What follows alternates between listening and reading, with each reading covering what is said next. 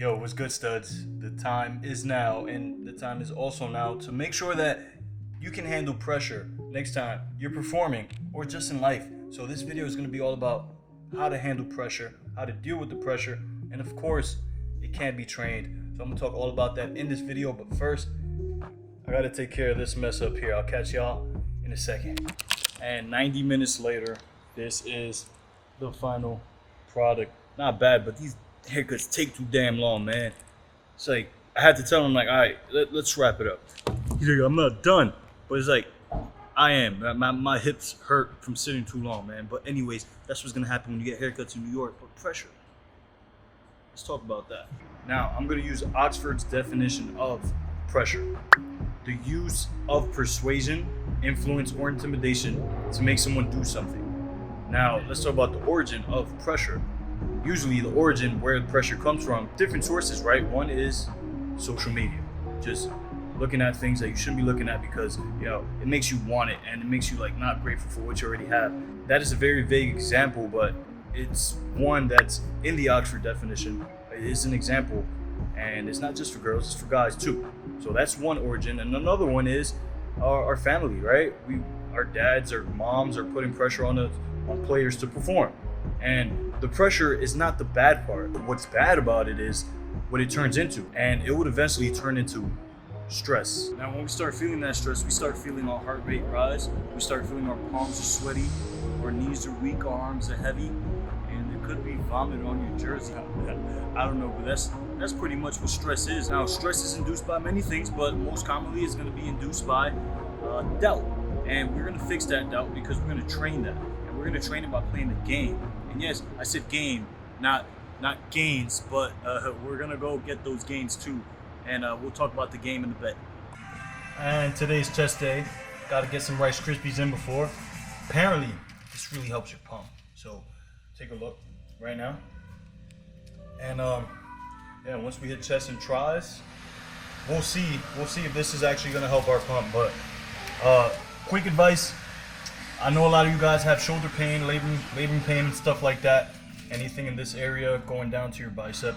It's a lot of it is because of like posture, right? So today, instead of doing regular bench press, I'm gonna do neutral grip bench press or dumbbell press, and I'm gonna work on just pressing and not internally rotating the shoulders, because our anterior chains as baseball players, it's pretty fully developed compared to our posterior chain, just because we're throwing a lot and we're also sitting in school and gaming and driving, whatever it is, and it messes with our posture. So we're gonna fix that. It doesn't mean we stop benching. We need to keep benching. So let's get started. Break the chain, break the chain, break the chains. I've been trying to find a way to break the chains. Saying it be strange, it be strange, it be strange. I've been trying to find a way to make a change. Break the chain, break the chain, break the chains. I've been trying to find a way to break the chains. Here is the Rice Krispie final product. I did chest and triceps. Very quick workout, just 2 exercises each muscle, but I killed it. Now that the gains are in, let's talk about the game. Now, this game is called 3, 2, 1. After your technique work, you're gonna take 6 total swings. I don't know how I did that. 6 total swings. First round's gonna be 3, second round's gonna be 2, last round's gonna be 1. My point system is very simple. These are the 4 ways you can get points. Middle, backspin, barrel, and we added one more, a gapper. If you hit a ball that's in the gaps, I'm gonna give you 1 extra point along with the barrel, backspin. If you get hot, what's hot? What's that mean? On fire. 4 in a row, you get another point. That's another one to add to your tool. 4 barrels in a row.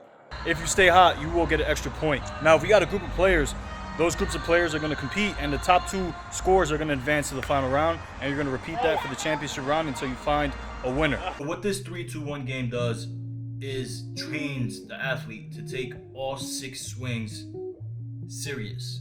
Now, not to say that the kids that don't win the game don't take it serious. It's more like they're not in the moment.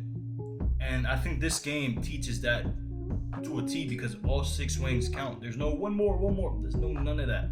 There's 6 swings, make the most of it. Some kids figure it out and they're like, okay, all I gotta focus on is what I can't control, right? I can't control if You know, I lose this game. All I can control is one swing at a time, being ready for this one swing. And I think that's where the pressure starts to dissipate, is when we start to focus on what we can control.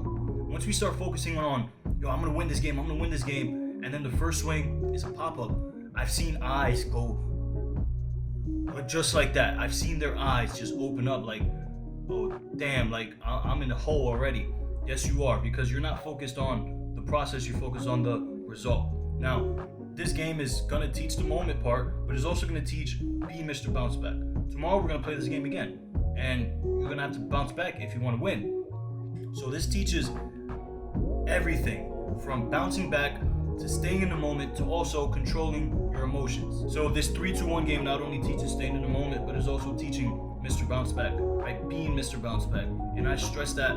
That's like my most commonly used phrase amongst my athletes is be Mr. Bounce Back, because you will lose this game. You will mishit a pitch. But the idea is to continuously get back on the horse, continue pushing forward.